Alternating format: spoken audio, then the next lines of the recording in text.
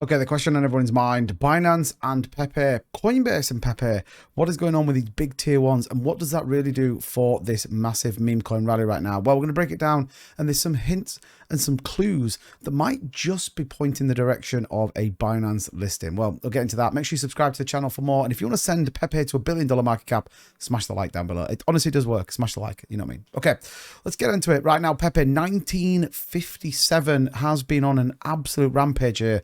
We're on the 4-hour chart. You can see we broke through a number of levels of support and is just continuing to move.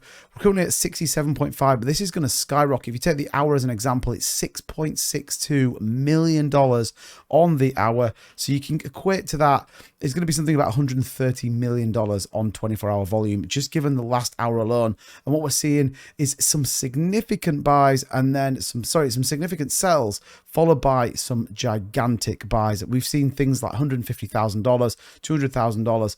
They're just coming in thick and fast. Now, it's not helped by the fact that GUE is incredibly high. Therefore, it's not really worth buying in small amounts. So people are absolutely getting into Pepe right now. If you take a look at coin market cap, currently sits there 1961. Look at this volume, 100% up on the day. Absolutely insane. $508 million.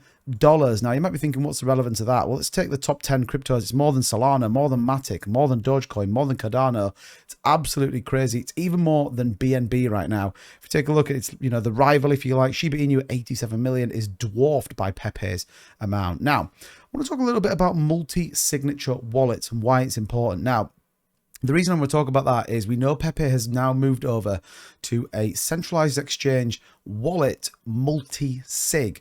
And I guess why is that important? Well, multi-sigs is here. Multi-signature wallets, or multi-sig wallets for short, are the type of cryptocurrency wallet for which at least 2 private keys are needed to sign a transaction. So imagine a secure locker with 2 locks and 2 keys held by 2 parties that can only be opened if both provide their keys, thus ensuring that one party is not able to open the box without the other party's permission. Now, does that mean that we therefore are starting to see more institutional investment coming in that actually are requiring some of these things? Now, we know that Binance in particular is quite secure in terms of what they do. They're quite picky in terms of the coins they list, but at the same time, they also like to do things all the right way. So what would a multi-sig centralized exchange wallet truly mean? Well, it means that basically the team couldn't pull the liquidity, couldn't do anything that it shouldn't be without Binance knowing about it. And we could even see this for a number of exchanges. Even if you take a look at OKX as an example of one of the holders, you can see there is a significant amount of liquidity sat in there, and this is only going up. 34.5, nearly $35 million sat in OKX, 17.2 million in Hubi Global. It's almost become too big to be a DeFi rug pull in the true sense of the word. So when we talk multi-sigs, it definitely feels like the right thing. Now, that is a sharp difference. We've not seen that yet, and certainly they have been moved over to that multi-sig wallet. Binance did host an AMA. Now, in that CZ was asked specifically about Pepe, and in a typical CZ answer, he gave this: we actually have strict policies that even if we are talking with a project team, we forbid them disclosing anything about listings, etc. CZ stated, reiterating the company's commitment to preventing insider trading. And we've seen that with a number of other exchanges. So I'll explain that Binance is cautious about listing coins with a small circulating supply, but with a high total supply, as they tend to have a high risk of dropping in price. We try to avoid these types of situations.